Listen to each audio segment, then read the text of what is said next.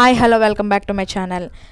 ఈరోజు మేము సాలిహొండం యొక్క వ్యూ పాయింట్ చూద్దామనేసి వెళ్ళడం అయితే జరిగింది. దాని యొక్క వ్యూ పాయింట్ మరియు దాని యొక్క చరిత్ర ఏంటి అనేది అయితే నేను తెలుసుకున్నాను. సో మీకు కూడా ఈ వీడియోలో చెప్తాను, ఎక్కడ స్కిప్ చేయకుండా అయితే చూసేయండి. ముందుగా అయితే మనకి ఒక పార్క్ అయితే వస్తుంది. దాని నుంచి కొంచెం పక్కకు వెళ్తే ఇక్కడ బౌద్ధ యొక్క విగ్రహాలన్నీ కలెక్ట్ చేసి ఆ రూమ్లో పెట్టడం అయితే జరిగింది.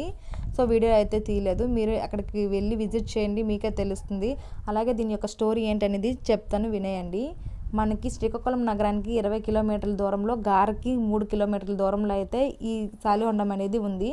ఈ క్షేత్రం అతి ప్రాచీనమైనది మరియు పురాతనమైనదిగా గుర్తింపబడింది. అద్భుతమైన ల్యాండ్స్కేప్స్ మరియు ఆలయాలు, బౌద్ధ స్తూపాలు ఉన్న ఈ ప్రాంతాన్ని 1916లో గిడుగ రామూర్తి గారు కనుక్కున్నారని చెప్పడం జరుగుతుంది.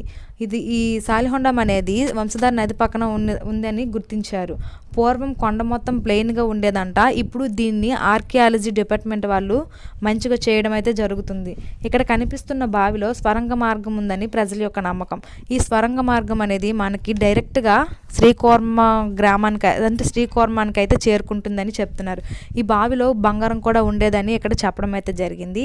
కొండపైన మెయిన్ స్తూపం ఉంటుందని టిబెట్ నుంచి వచ్చిన బౌద్ధ సన్యాసులు మెయిన్ స్తూపంగా గుర్తించడం అయితే జరిగింది. దీనిపై 6 నిమిషాలు ధ్యానం చేసేవాళ్ళంట. ఈ కొండకి ఆపోజిట్లో ఉన్న కొండపై వేణుగోపాల స్వామి యాత్ర అయితే ఘనంగా జరుగుతుంది అంట. ప్రకృతితో మంచి పర్యాటక స్థలంగా పేర్కొనబడింది సాలిహొండం. ఇక్కడ కనిపిస్తున్న ఇటుకలను 20 రోజులు నానపెట్టి ల్యాబ్లో చెక్ చేయడం కూడా జరిగింది అంట.